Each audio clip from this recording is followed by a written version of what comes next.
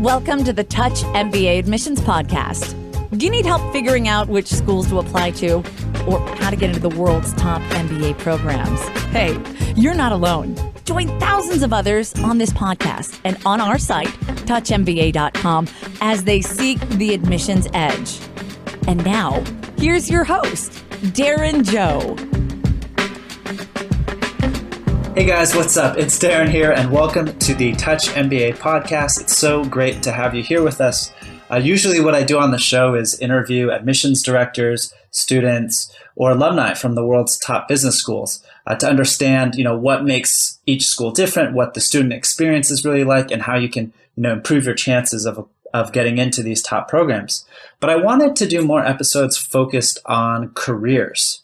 And so this week I invited Amber Wigmore Alvarez, who is the Executive Director of Career Services at IE Business School, Law School, and University. And she's been with IE, which is based in Spain, for over 6 years.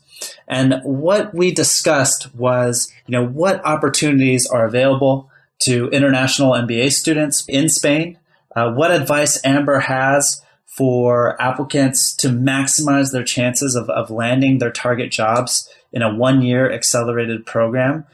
IE places students all over the world, for example, about 30% in Europe, 30% in Latin America, about 13% in Asia, and about 10% in the US. So with a program that is so dispersed in that sense, in sending graduates to different parts of the world, how can you build your network up in your target geography? We also discussed trends in student placement, what Amber has seen over the past 5 years and how she expects this to change in the upcoming 5 to 10 years. And of course, we also end the conversation discussing entrepreneurship at IE. I hope you enjoy this episode, especially those of you who are considering IE or other top business schools in Spain. I think this will pretty much give you the lay of the land of what to expect in terms of from the school and what is expected of you as well in terms of finding and securing your target jobs. So I hope you enjoy this episode.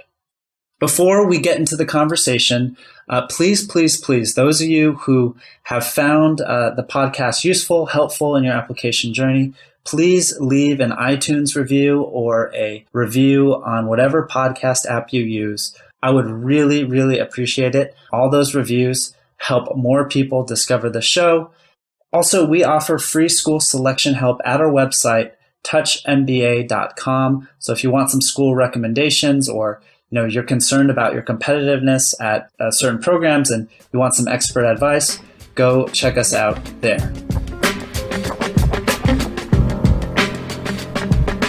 Amber Wigmore Alvarez is the Executive Director of Career Services at IE Business School, Law School, and University since 2012. And she manages, a huge team of people that's doing career advising, career education, recruiter relations.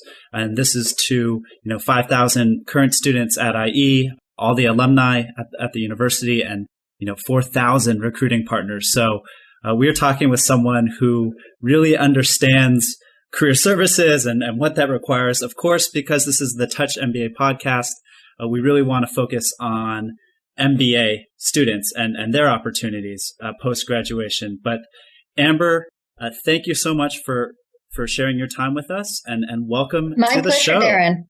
Thank you very much for having me today. Yeah, and another interesting fact about you is you actually got your International MBA from IE in 2000. I did.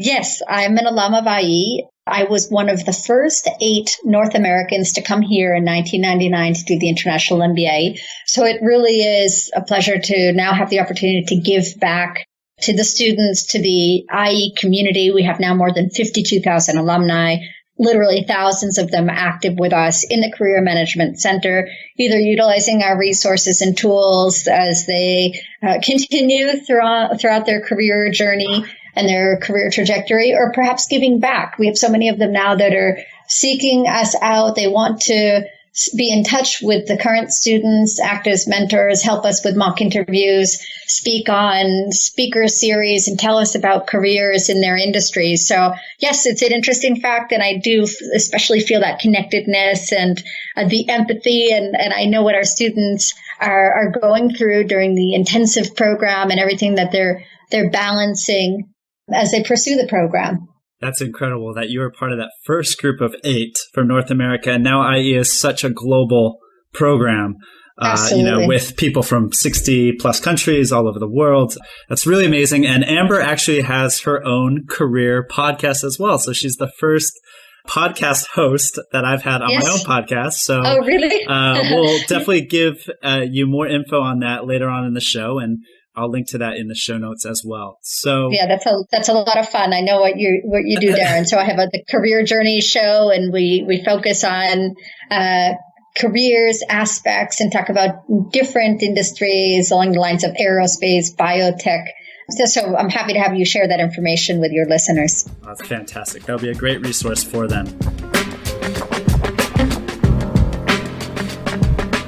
But let's get straight into kind of the meat and potatoes, if you will, of this episode. So again, we're lucky to have you. You're the executive director of career services at IE. So I kind of wanted to focus our conversation on career opportunities, especially for non-EU applicants in Spain and in Europe, and how they can best succeed with a program like IE that is so international, but is also very accelerated. That's only, a 1-year program.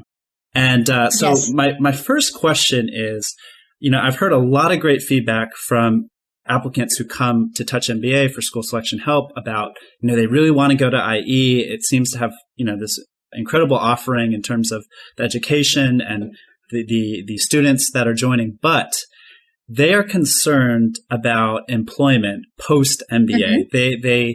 A common perception in the market is, it's tough to get jobs in Spain and in the EU. So what do applicants need to know and consider here?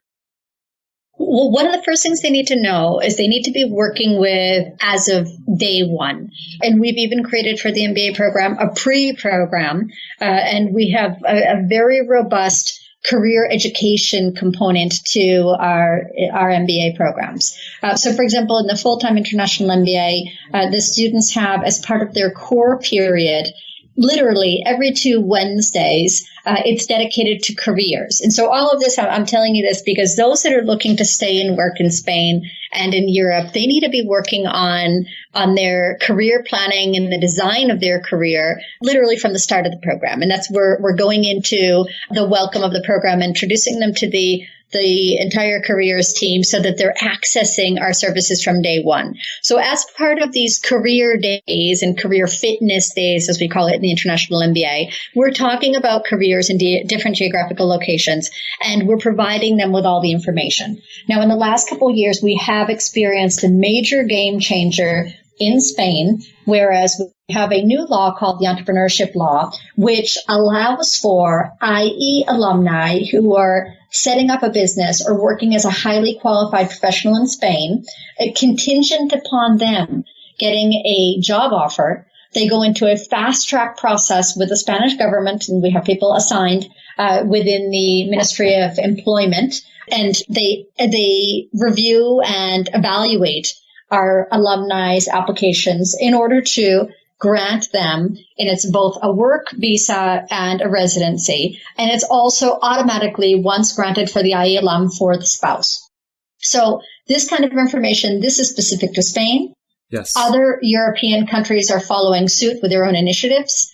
We invest in a resource called Going Global. And this resource, basically what they do is they produce career destination guides for the leading destination hubs of MBA students worldwide. And one of the information that they're updating on a very regular basis is how to access visas for these different countries and regions.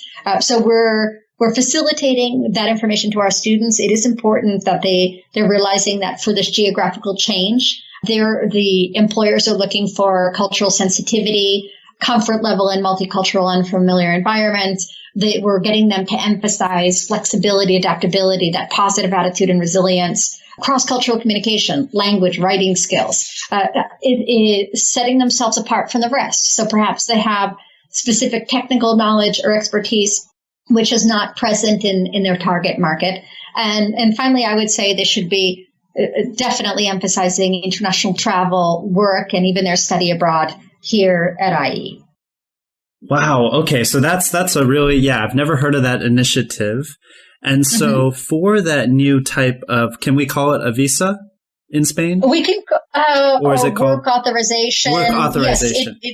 Yes, they technically call it a permit. Sometimes it's we have one thing called the entrepreneur residence permit. There's different clauses within this law. And so they basically have two tracks, and these same two tracks that many students follow. It's either pursuing the entrepreneurial route or pursuing the route to work as a highly qualified professional in Spain. So basically what the government does is assess their application, be it a business plan or the job offer that they've received. And this goes directly to the General Registry of the Ministry of the Economy and Competitiveness, and they are the ones to evaluate it. And we have been working very closely with the government on this initiative, and we've also been working with them in educating the employers. So when we bring companies on campus to our different talent forums, we're telling these companies about the fact that whereas in the past, maybe it was more of a challenge to get work authorization for foreigners and non-European Union nationals in Spain. And now with this entrepreneurship law, as we call it, it completely changes everything. Like I said, it's a huge game changer. So we're educating the students as well about, do they want to work in Spain as a highly qualified worker? What are the requirements to be fulfilled? It's important that we're working with them from day one, and that they're not leaving this until the end of the program. That we're talking about an intense, just under a 1-year program. So, of course, they have a large workload when it comes to the academic component and group work, exams, presentations, but their career planning should not be secondary at all. And so this is part of what we're educating them on from the very start.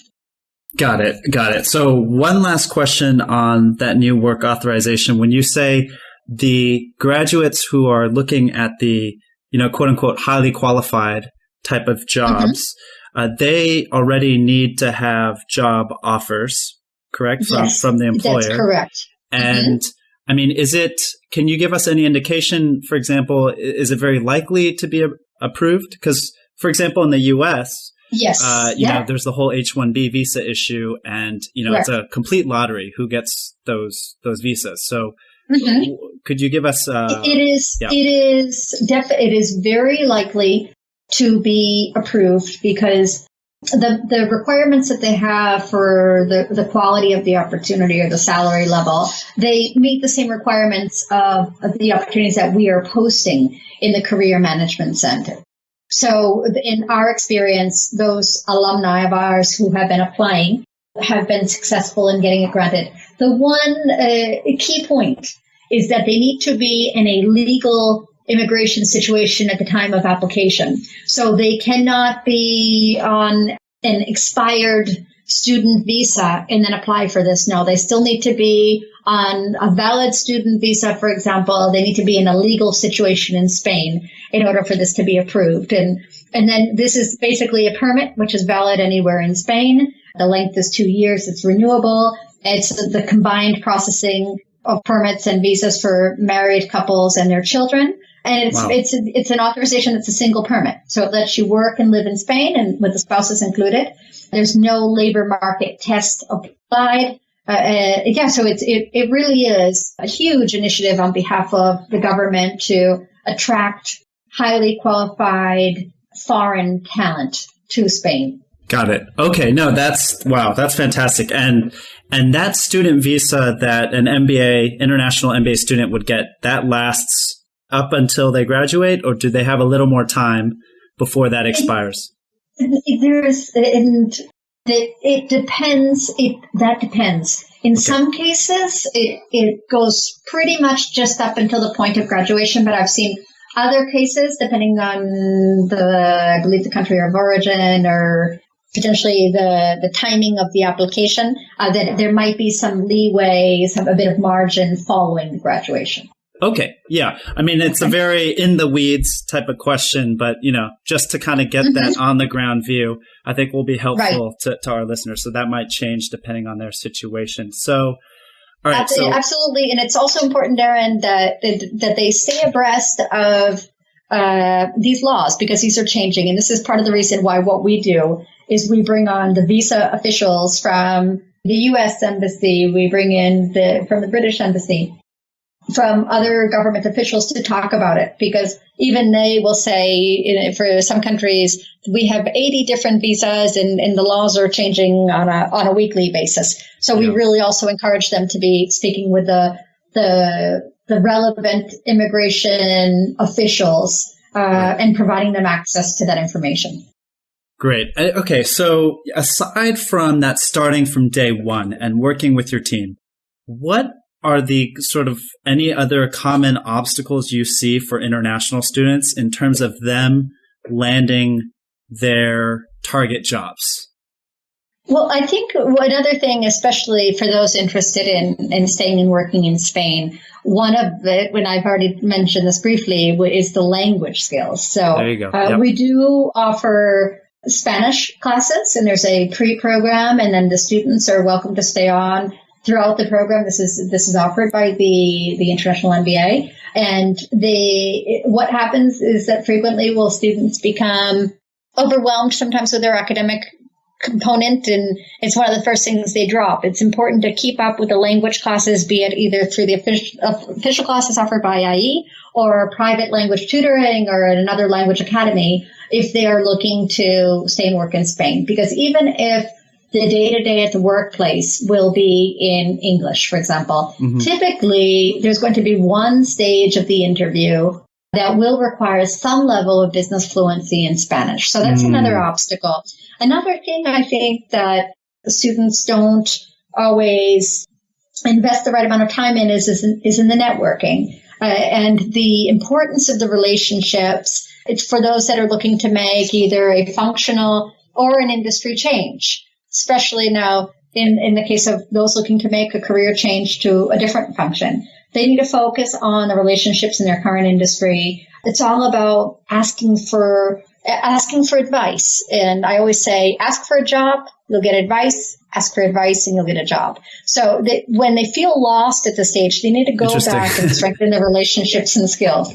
And I think that's one thing is there's a lot of absolutely, and there should definitely be the focus on the academic component, without a doubt. But at the same time, we do at IE organize more than 1,500 events per year. And even if these events are not specific to careers events, but you know that there's going to be a speaker from one of your target companies, then go network, ask who the relevant contact would be, send a targeted CV and cover letter to that person. So I always encourage them to see every event as a potential career event for networking. So I think one of the other challenges is potentially not doing enough networking, and not just the networking events, but also connecting with IE alumni, IE faculty and staff that could be involved in or working in their target industry. So we have more than 52,000 alumni worldwide. And I think there's so many of them when I meet with them that are still in the job search. If I were in their shoes, I think there's so much more they can be doing by way of networking. And for example, with that alumni network that's so vast, is that mostly through like LinkedIn, or does IE have specific ways to get in touch with alumni? Absolutely. We have our own IE alumni directory platform that the students have access to. And it's a way that they connect with the alumni, and also, of course, complemented by LinkedIn. But many of them use both tools. Got it. And so, I mean, you have your own careers journey podcast. You cover different industries, and obviously many people who are coming to IE for that full-time international MBA want to switch, want to make the jump, functionally or industry-wise or geographically. So yes. How, for example, your school posts mobility statistics, which I found really helpful. For example, if someone is from the Asia region, what percentage of them went back to Asia or stayed in Europe or went to North America, et cetera. So I'll link to that placement report in the show notes. But how would you advise someone who's coming to Spain, maybe they don't speak Spanish, but they want to work in the US or they want to work in Singapore? How can they build their network, outside of your central hub there? Well, as a start with their own classmates and that tremendous diversity that we have amongst the classmates themselves, by being part of the clubs, we have different both affinity, industry, or specific clubs, geographical alumni chapters. So I encourage them to not just consider that for once they graduate, but to actually be involved in those clubs as current students. We also have reciprocal career services agreements with other top business schools in the United States, in France, Singapore, the UK, China, Canada, and the list goes on, whereby on a limited basis, our MBA students can actually visit the career center and I always encourage them, for example, one of our business schools where we have a reciprocal agreement is in New York, one is in Boston, and one we have in Singapore. So what I encourage them to do is if they're going to be traveling during the program, or where there's usually a margin of 3 to 6 months following graduation, they should visit that career center. We can set that up for them, and they can access and apply to the job opportunities in that market. So it's logically, recruiting is very much based on geographical proximity. Right. So for the most part, a school located in Singapore or New York or Boston will logically have more job opportunities in that specific region than we may. So it's about getting them to be involved, tapping into those networks from our partner schools, joining being active with the local alumni community. We also have, out of our huge network of international offices around the world, a number of those offices have a careers resource that are working with our students, especially those who already have the work authorization for that market. And so the United States and Singapore are two of those offices, for example, where we have a member of the team who is working to help us generate opportunities and also advising the students in terms of pursuing career aspirations in the market. In the United States, we go a bit above and beyond. We have an agreement with a career transitions firm that, for example, students that are looking for very specific career advising to work, for example, in the United States, in the oil and gas industry, well, it makes sense to work with the Houston office of this career transitions firm. This we do, the students have access, they have a deep discount if they're looking to work with career transitions firm like that. And we do that in the United States. We do that in the UAE for students interested in working there. And we also have a tremendous network of affiliates and recommendations that we can make of different providers and career collaborators around the world. Yeah, so I actually met you through Dirk, who is helping to lead that Singapore office. And so part of his charge, I think, is building those relationships with corporate partners in the region too, right? So that's right. Yeah, Dirk Hoffel is the director of our center, the IE Center in Singapore, and very involved in the career space in doing company visits when we go from the Career Management Center base here, and just continuous outreach with the recruiters in the specific region, strengthening relations with the alumni as well, the alumni being another potential significant source of opportunities for us, and really just working so hard to raise the brand awareness of IE and the visibility of our talent and the IE programs. Yeah, I think it's a really interesting, this is a little bit of a side note, but it's interesting how the top business schools are trying to do this. And I think IE has taken a really interesting approach by having, 28 representative offices around the world or in key locations, and having people on the ground there, dedicated people on the ground. So I think that's really kind of a unique thing that you guys are doing. And just to kind of clarify to our listeners, I'm just looking at your latest career placement report, and I saw that 32% were placed in Europe, about 31% in Latin America, 13% in Asia, 11% in North America, and then 6% in Middle East, and so forth. What really stood out to me there was the percentage of placements in Latin America. I mean, 31%, that's huge. Yes. So could you tell us more about, IE's relationship with that part of the world? I mean, that seems to really stand out to me.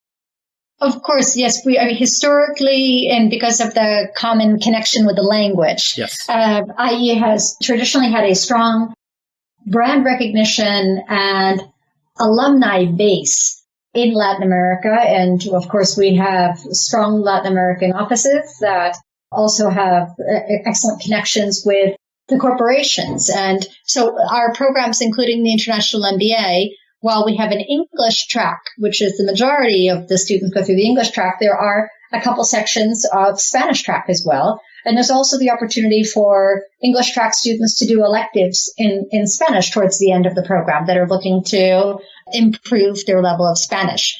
So yes, historically, our business school being founded in 1973, our initial diversity, internationalization of the institution was mainly focused on Latin America. So we continue to have strong ties in the region, very well-placed senior executive alumni who continue to work to help us to and engage with us in bringing on more IE talent. So we continue to have strong relations. We also have a significant amount of our Latin American students that are from family business and are looking to come here to do phenomenal networking. And of course, the knowledge that they're required to go back and apply it to their family business in the future. Yeah. That's, and any countries in particular that IE has really strong connections with? Brazil, Argentina, Colombia? Yes, absolutely. Yes, we have offices in all those places you mentioned. I would say in particular, we do a lot of work in Colombia, in Mexico, and Peru, especially from a careers perspective. Yeah. For the last few years, we have been organizing a talent forum. So in addition to the talent forums that we have on campus here in Madrid, we also organize talent forums in different parts of the world. And on a yearly basis, the last several years, we organized one in Mexico and we organized one in Colombia. And I think that's a sign of just the strength of the alumni community there and the corporate connections. And we also have coming up in November, our alumni weekend, which will take place in Mexico City this year. So on twice per year, we organize a major alumni weekend, which actually attracts alumni, not just from the region, but they travel from worldwide to reconnect with their classmates and hear the latest trends in the world of business. In terms of applicants, so when they're applying to IE, every business school, IE and all the top business schools want to know, like, their career plans, what they want to do, right? And obviously we know they need to have flexibility. They could sometimes change those plans during the MBA, but you do want to see an idea, a pretty strong plan of what they want to do post-MBA. Yes. Because you mentioned getting that jumpstart from day one. So if you were to speak to, potential IE applicants, like how focused do they need to be with those goals before coming into the program? Because that time from when they apply to when they're hopefully admitted, cross your fingers, then they have all that time too, right? Before the program even starts. Right. I would like to say that I feel that years ago, and for example, more than 17 years ago, that when I studied, I truly believe, I feel like at that time, we came in a bit more decided, and so many of us seem to know, and of course that changes, exactly what it was I wanted to do. Increasingly, we're working to support our students during the MBA in the development of their career strategy. And basically what we've recently done is we've illustrated this, and we've made what we call a career roadmap, because we're finding that the students don't always have that clarity. And while I think they should have a bit of clarity to know, okay, where do you see yourself in 1 year? Where do you see yourself in 2 years? We fully understand that the program itself is so transformational that this will change. And so one of the things that we do with them is we have them at the very start of the program, they do a career leader self-assessment test in order to gain some kind of clarity. So I do suggest that when they go through the admissions process, I mean, they should have enough of clarity and focus in terms of where they want to go in order to determine what is the best program for them. Is this the right match for my ultimate career goal? But at the same time, we are a bit working with, we're flexible enough to work their career strategy as like a blank canvas. And so what we do is when they come in, we do work to determine what is their current career status. And so basically we've designed 3 specific roadmaps. On the one hand, we have the soul searcher roadmap. We have a career changer roadmap and a vertical advancement roadmap. So basically each one of these recommending different priorities and suggesting the best timing when they should invest that time for each phase. So it's all about, if we take the soul searcher, especially during the beginning of the first term 1, it's a period of self-discovery and assessment.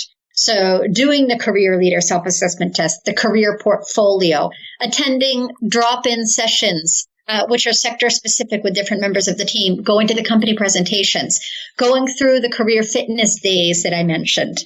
And then we have what we call career track exploration and research. So again, it's okay if they don't know exactly what they want to do. That's what we're here for. And we're proposing different tracks, and we encourage them to go and listen to different kinds of companies present.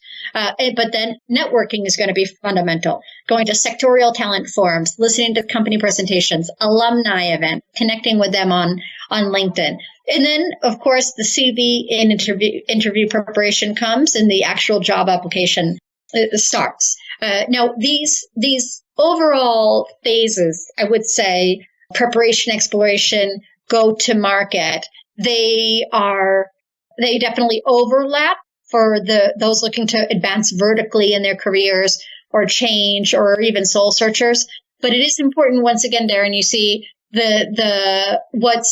what is common to all 3 of them is the work that goes into this, is the investment of time and at the right time. And that's what we're there to guide them through in the Career Management Center. There's so many resources and tools out there for careers, and we invest in a lot of them for our students. It can be overwhelming for some. So that's why we really wanted to help them and guide them during this process, just so it is as clear as possible. And we do that with all the different career professionals on my team. No, that's great. I think that's so interesting that one of those psychographics is like the soul searcher. Yes. I mean, it makes me chuckle a bit, but it's true. I mean, MBA is a life experience too, right? It's a time to step back from the real world as much as you're still kind of in it. So, but I definitely recommend the career leader exam as well. I think it's a great test. But I have one question, in terms of the logistics of your program. So it's a 1-year program, but you have 2 intakes in April and November. No, we have revised the intakes. So our intakes are actually very much timed appropriately for the best entrance into internship programs. That's exactly the question I wanted to ask. So our intakes now are our September intake, and we have a January intake as well. Got it. So we've basically moved both of them up to be more on cycle with different organizations, recruiting periods, basically. And one thing that recruiters love about coming to IE is that there's many schools that restrict their recruiters to coming simply during the fall months to hire. And literally, they're welcome on campus between, say, September to December. In the case of IE, where we have students, basically, if you look at it, entering and graduating at different periods of the year, we welcome them on campus at any time during the year that best matches exactly when they require the talent to join their team. Right. Well, that's kind of where I was trying to get at is like, I wanted to ask you, for example, would it be better for a career switcher to start in January as opposed to September because maybe they have like an extra month or two for an internship or a way to explore that new industry before they start? Or so basically, the internships are optional, and the students have the possibility to sign an optional either 450 to 900 hour internship agreement. And so we look at students can perform optional internships during the program between March and April for those that are graduating in July. Yes. And between July and September for those that are graduating in December. So typically for those graduating in December, so for the January start, basically, that would have if they're targeting a company that maybe has a structured internship during the summer months, perhaps that may be the best. A January intake could be potentially better for them. Right. But companies increasingly are flexible in working with students around internships, and there's also the possibility of doing the internship following the program. Got it. No, that's really helpful. And I'll be sure to spell that out in the write-up. And then, that will go with this. And so if we could talk a bit more about trends, because you've been IE now, with IE for a couple of years. For actually 6.5 years. I was going to say 5, and then I was like, wait, I'm going to get my math wrong here. So I'll just say a couple. Okay. Thanks for correcting me. No problem. I've messed up a couple times already. No, you haven't. But yeah, in terms of trends, like with placements and salaries, how have you seen that change in the past 5 years? And how do you foresee that changing, with different, you would know better than anyone, all the specialized master's degrees coming onto the market and different employer demands. I'd love to hear your thoughts. Yes, sure. And one of the things that I think it's great that you can connect you can link the latest careers report to the podcast so your listeners can see the exact statistics. But basically what we're seeing is approximately 38% of the class is joining companies in consulting and financial services. In consulting, of course, we work with all the top consulting firms, but there's also more boutique consulting firms in different parts of the world. And so it's really about educating them. The financial services, but also we're seeing them going to other sectors. 12% go to consumer goods. And in the most recent careers report, 16% went into technology. But that's continuing to gain preference among our students. And we're actually adding another member to my careers team with a technological focus, because this is where the trend is. And I can tell you this week we have more than 100 companies on campus that are attending different talent forums. And yesterday, those technological companies, the auditoriums and the classrooms where they were speaking to the students were literally overflowing and just full of questions from the students. And we're just seeing such a spike in the increase in tech. So that's where we're seeing the focus. And we're seeing, especially in MBAs, increasingly more of an interest in tech as opposed to the traditional consulting and finance. So sometimes we even have our consulting and finance recruiters coming to us saying, well, how can we do more creative employer branding to be more attractive to the students? Because we're competing against, maybe at the same time, we have a tech company presenting, and you're seeing that the students are more excited about what's going on in tech. And yesterday we were talking on one of these, they're talking about digital transformation, digital tsunami. And this is exciting for our students. And they're also they're coming into the classrooms at times and doing business innovation challenges. They want to see the students in action. They're doing simulations with them. And so this is where the trend is absolutely headed. It's in tech. And we're finding that these companies are coming to us and they're not just looking to hire 2 profiles, but we're talking about XL recruiting. So we're on a large scale recruiting and worldwide. So we really need to ensure that our students are trained and have that tech profile if they're going to be looking to go into one of these companies. And has IE always had such a sizable percentage of graduates moving into marketing and sales function? Yes, I would say so. Yeah. Yes, for the most part we have. And I think especially compared to other leading business schools, it's definitely been a strong point, and companies looking to capture that kind of talent have been amongst our leading recruiters and top recruiters throughout the year. So I think it's a combination of that. Our students are placing well in these industries. We have significant alumni bases in these companies and who had a great experience with careers and are coming back to hire more talent. So it's a virtuous circle. I have to ask you about entrepreneurship because we're talking about IE. And I know that 15% of your graduates eventually start companies. Yes. What is your advice as an entrepreneur yourself with your own company to aspiring entrepreneurs who are considering MBA programs? That is a great question. And I get that as well from many of our students. And they'll say, well, I'm actually here. I'm thinking of starting my own company, but I'm not quite sure. I always encourage them to pursue both paths at the same time. And I think it's important.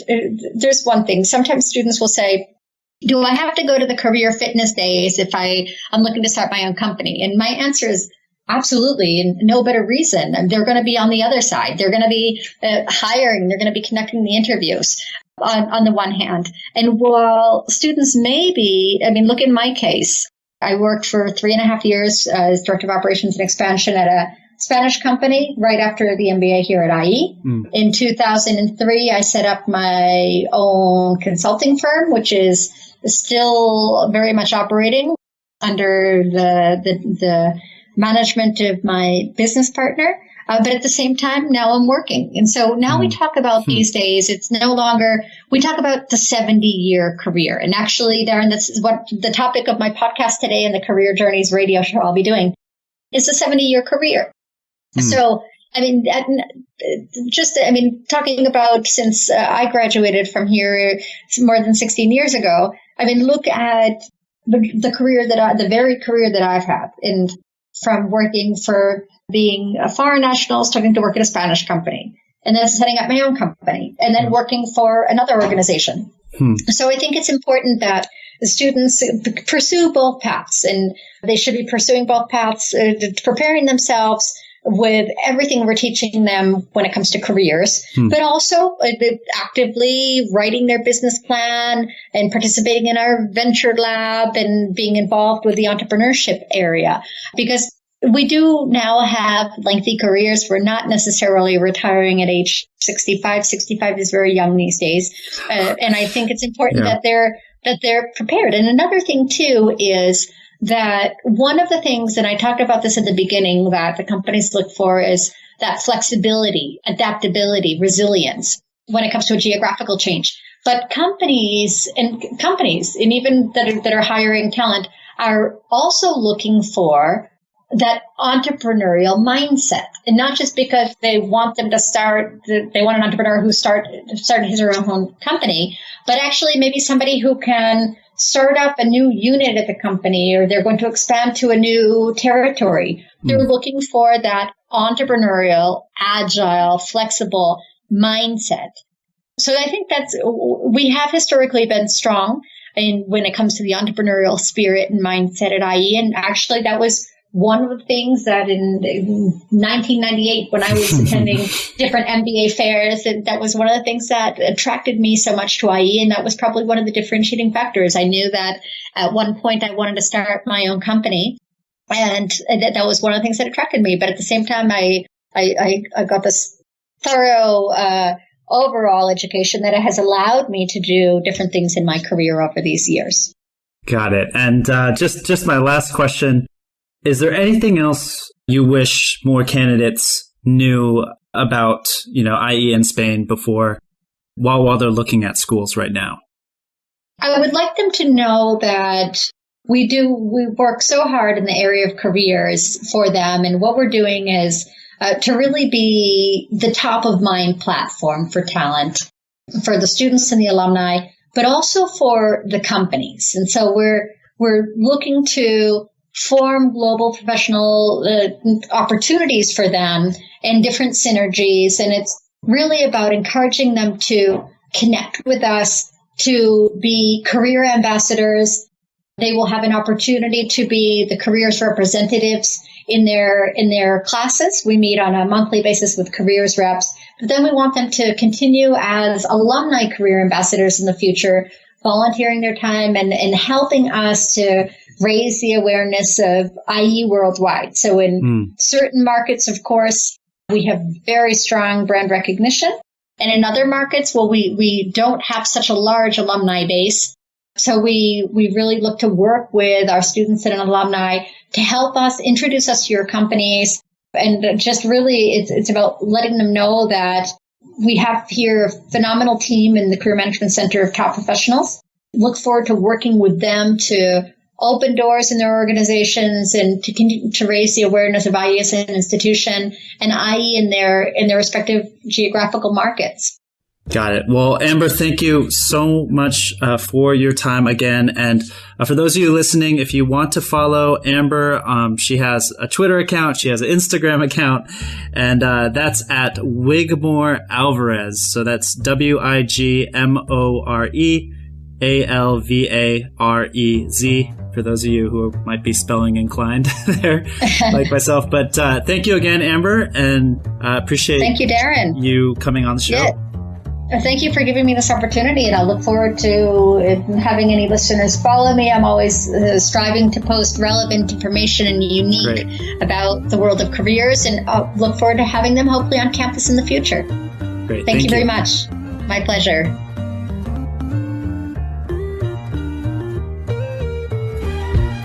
Thanks for listening to the Touch MBA podcast. Don't be shy. We have a mailing list. Go to touchmba.com and get yourself signed up. And we'll keep you posted with the best tips and insider interviews on how to get into your number one school. You can also find us on Twitter and Facebook at Touch MBA. See you soon.